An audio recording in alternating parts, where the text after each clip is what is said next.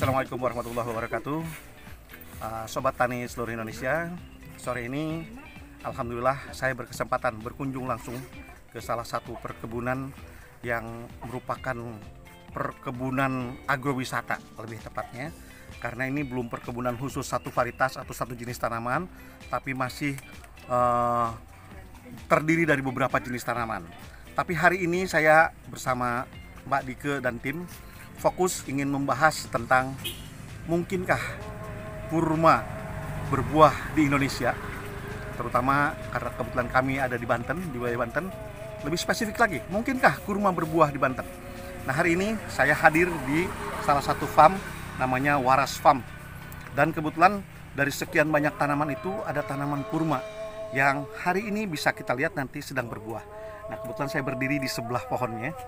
Ini adalah pohon kurma yang terbukti berbuah.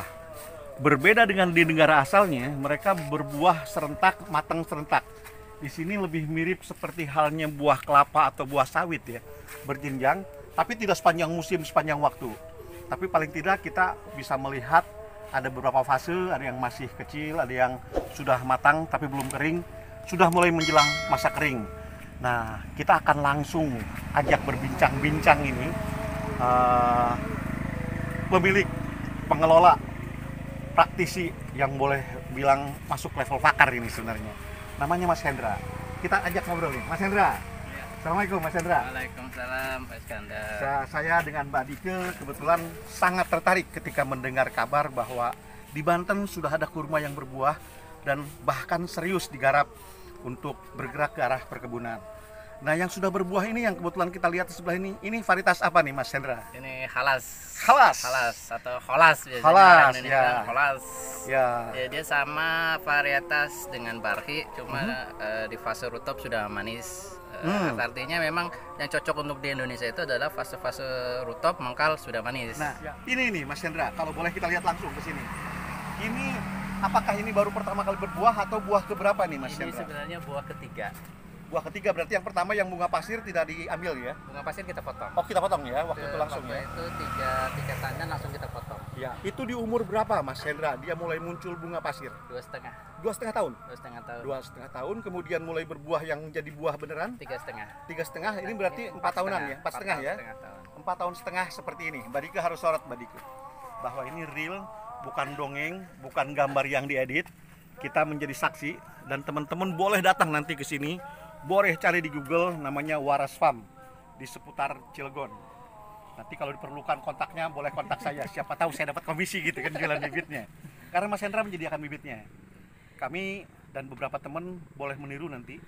Juga ingin mengembangkan perkebunan kurma ini, karena saat ini ratusan ribu ton setiap tahun kita mengimpor kurma dari negara mana-mana. 10 masuk negara. 10 negara kita mengimpor masuk ke Indonesia setiap tahun. Dan kali ini akan berkurang masuknya karena jemaah haji dilarang sekarang ini, tidak dapat jatah, bukan dilarang mereka. Indonesia tidak memberangkatkan jemaah haji. Jemaah haji dilarang tapi kurmanya tetap masuk. Kurmanya tetap masuk dari para importir. Tapi jadi semakin sulit dapat kurma gratis barangkali lebih tepatnya. Betul. Karena kurma yang paling enak itu adalah kurma yang dibawa oleh jemaah haji dan dibawa gratis. Ah, karena kebetulan kita bareng dengan Mas Hendra. Mas Hendra, boleh diceritakan pengalaman Mas Hendra, varietas apa saja yang kira-kira cocok untuk tropis seperti yang sudah Mas Hendra sebutkan, mungkin bisa ditambahkan. Ya, kalau untuk varietas untuk tropis karena iklim kita itu adalah lembab ya. Lembab, curah hujan tinggi ya. Kalau saya lebih menyarankan yang di fase rutop mengkal sudah manis. Ya, diantaranya barhi ya. Barhi. Kemudian ini Holas, Holas, terus ada apa lagi? Edahan, Pemedahan, Fat, oke. Konezi, Kanezi yang merah ya, Kanezi itu yang merah ada ya. juga Buahnya ya. Sesi, Sesi, Kodrawi. Khadrawi. Sebenarnya masih banyak lagi. Banyak ya, tapi paling tidak 7 varietas ini cocok lah ya. Tapi Kalau Sukari, ini banyak nih Sukari, teman-teman di Indonesia betul, Sukari. menemukan produknya Sukari karena terkenal manis gitu ya. Sukari Cocokkah kira-kira? Kita lagi nyoba. Lagi nyoba. Saya belum berani ngomong Sukari bagus atau enggak di Indonesia kalau belum mencoba. Itu bibitnya dari kultur jaringan atau dari biji nih? Kita punya 2 dari kultur jaringan dan dari biji, nanti akan kita bandingkan. Dari biji bisa jadi ya. Karena Bisa nih jadi. dari pengalaman saya di grup petani kurma, khusus untuk Sukari ini konon tingkat keberhasilan perkecambahannya, sproutingnya Betul. masih di bawah 20%. Betul.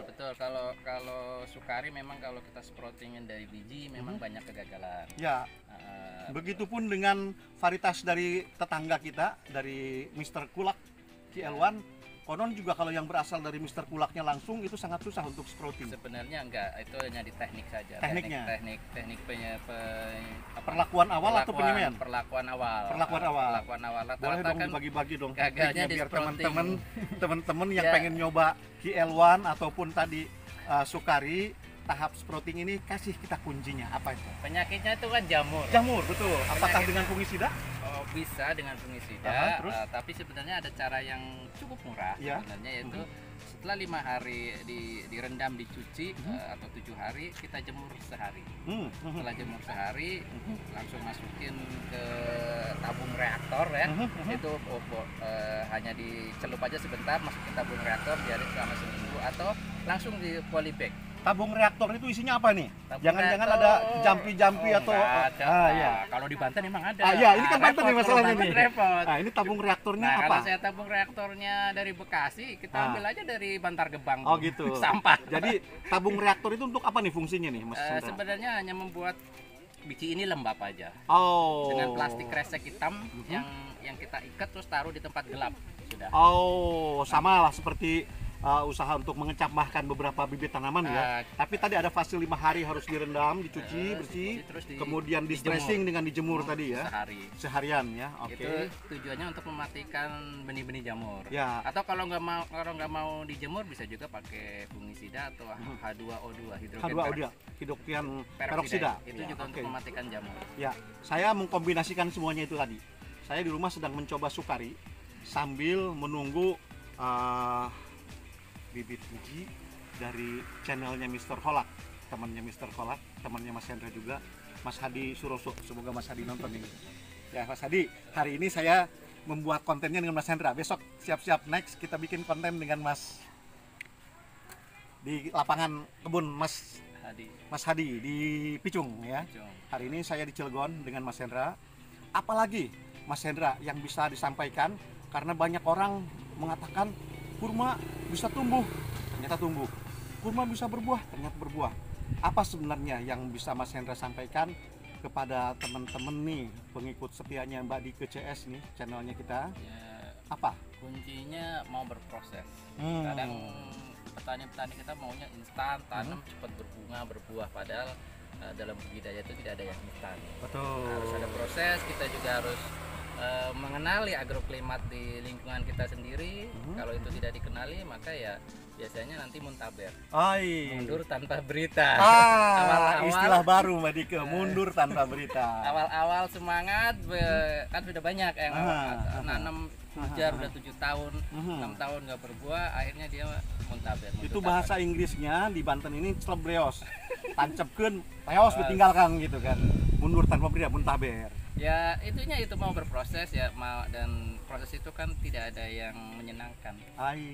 Proses itu menyakitkan. Di awalnya gitu ya. Iya, di Sama awalnya. seperti halnya wanita yang ingin cantik katanya ya, kadang-kadang betul. menyakitkan. Betul. Kita tidak tahu, hanya tahunya cantiknya seperti hanya cantiknya kurma ini.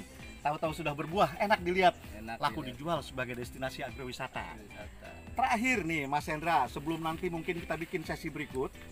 Ini kabarnya kurma itu kan tidak semua pohon kurma berbuah kan? Ada kurma yang bisa berbuah, ada yang hanya bisa menghasilkan bunga. Seperti apa tuh Mas Hendra? Ya kalau dari biji kan ada kurma jantan, ada kurma betina. Ya. Kurma betina yang menghasilkan buah. Oh, yang menghasilkan buah hanya yang betina ya? Betina. Kurma Ya. jantan menghasilkan bunga untuk mengawinkan kurma betina. Hampir mirip dengan manusia ya. Yang Betul. beranak itu hanya wanita ya. Betul. Satu lagi ada kurma yang mandul. Mandul, ada yang mandul. Mandul ada, tapi itu kan persentasenya mungkin nggak sebanyak yang jantan atau betina. Tapi itu ada persentase mandul atau Ya sama lah, manusia pun kadang-kadang ada yang mandul kan. atau bahasa Arabnya khunsa. Oh, ada bahasa Arabnya khunsa. Khunsa Oke. itu biasanya tidak berbuah dan tidak berbunga. Biasa itu, tapi ada potensinya, yaitu disadap, diambil air niranya. Oh ya, Dan itu dibikin lumayan jadi gulanya ya. Enggak, diminum Diminum langsung fresh bagus. juga ya? Atau kalau Betul. mau diolah lebih, ya kalau dengan teknologi pasti akan lebih bagus lagi. Karena kadang kalau kita petani kita udah sudah bisa dijual, ya udah jual, nggak mau diolah Oke. lebih bagus. Harusnya pasca panennya kita harus lebih bagus lagi ke depan. Oke, ini terkait dengan jantan betina. Kalau kemudian ayam kan kita mengenal perbandingan satu jantan bisa melayani 10 betina. Laki-laki untuk yang muslim hanya dibatasi 1 jantan melayani 4 istri gitu kan.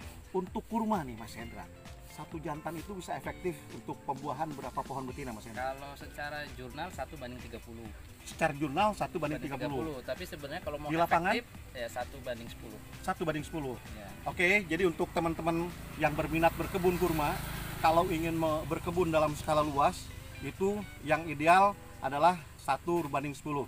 Tapi masih peluangnya bagus, tentu harus dengan effort tadi, dengan upaya yang serius tadi ya. 1:30. Kalau mau adil tengah-tengah lah, 1:20 berarti gitu kan. Kalau belum yakin, undang Mas Hendra atau saya nanti bolehlah. Saya mau belajar dulu hari ini ke Mas Hendra. Undang, kita bisa diskusi bagaimana mengebunkan kurma agar bisa berbuah. Tapi kalau hanya untuk pagar hiasan atau tanaman hias di depan rumah, berarti harus dipastikan ada jantan dan betina untuk bisa penyerbukan silang. Atau ketika ternyata hanya dapatnya yang betina, harus kontak Mas Hendra atau saya nanti. Kita siapkan nanti bibit betinanya untuk dapat pasangannya, bunga jantannya ya. Bunga jantan bisa disimpan nggak Mas Hendra? Bisa sampai berapa lama? Tapi kalau penyimpanannya kurang bagus, saat ini kita masih mengandalkan freezer kulkas. Itu 3-6 bulan. 3-6 bulan. Dengan pemanenan yang tepat gitu ya. Sebenarnya kalau penyimpanannya pakai tabung nitrogen, yang nitrogen cair itu, itu bisa sampai 1 tahun. Bisa, itu mah ceritanya memang teknologi canggih itu, nggak semua petani punya akses ke nitrogen cair betul. gitu ya. Karena harganya lumayan juga, bisa dapat 1 NMAX itu. Satu pohon ini, kalau di Arab sana kan saya taunya ini bisa berbuah hanya sekali di musim tertentu, tapi sekaligus beberapa pandan gitu ya. Apa dalam kurma disebut ini? Pelepah kah apa? Pelepah, mayang gitu ya. Nah kalau untuk di Indonesia, ini 1 tahun bisa berapa kali nih Mas Hendra fasenya? 1 tahun 2 kali kita. 2 kali ini ya? Udah, jadi ini fase periode Januari, Februari, Maret keluar bunga. Nah nanti kan ini kan Juni, Juli udah kita potong karena udah kuning semua. Nanti di November dia akan keluar lagi. Oh, November nanti keluar lagi fase kedua ya? Fase kedua. Fase kedua, makanya kita setelah ini Juni akan kita pupuk lagi. Pupukan ya istilahnya. Jadi untuk memunculkan bunga secara bagus itu harus ada perlakuan juga ya. Tadi harus dengan ilmunya ya.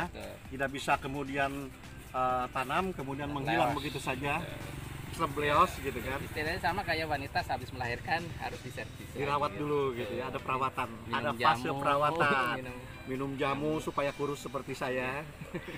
Punya bobot. Oke, sementara itu dulu mungkin Mas Hendra. Kalau nanti ketemu hal-hal yang kita tidak bisa jawab, saya akan kontak lagi Mas Hendra untuk memberikan jawaban ke teman-teman yang berminat dengan perkebunan kurma ini. Kalau nanti ada yang berminat, ini lokasinya ada di Waras Farm Cilegon. Cari, googling, hafalkan muka Mas Hendra seperti ini. Kalau nggak ada pun, saya tidak pernah ada di sini. Ini dia, ini jarang-jarang ini ada di sini. Makanya saya cari momen untuk bisa ketemu dengan Mas Hendra, karena Mas Hendra dari ujung paling barat sampai ujung paling timur bergerak terus. Kadang-kadang ada di Thailand ini. Ini kebetulan beruntung kita ketemu lagi COVID terkunci, bisa bolak-baliknya Bekasi, Banten sesekali ke Jawa. Itu dulu mungkin untuk hari ini. Kita nanti akan bahas lebih dalam di sesi-sesi berikutnya. Terima kasih. Iskandar Farbanten melaporkan dari Waras Farm Cilegon, Banten. Assalamualaikum warahmatullahi wabarakatuh.